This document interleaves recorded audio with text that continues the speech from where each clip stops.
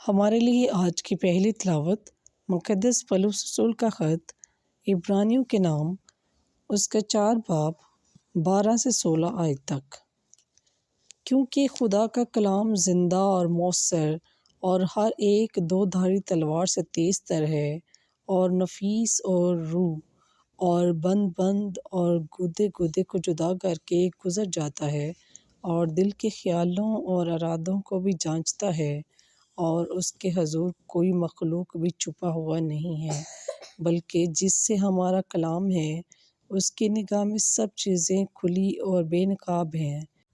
پس جب کہ ہمارا ایک ایسا عظیم کاہن اعظم ہے، یعنی یسوع ابن خدا، جو افلاک سے گزر گیا ہوا ہے، آؤ ہم اپنے اقرار پر ثابت قدم رہیں، کیونکہ ہمارا کاہن اعظم ایسا نہیں جو ہماری کمزوریوں میں ہمارا ہمدرد نہ ہو سکے، بلکہ جو گناہ کے سوا سب باتوں میں ہماری مانند آزمایا گیا۔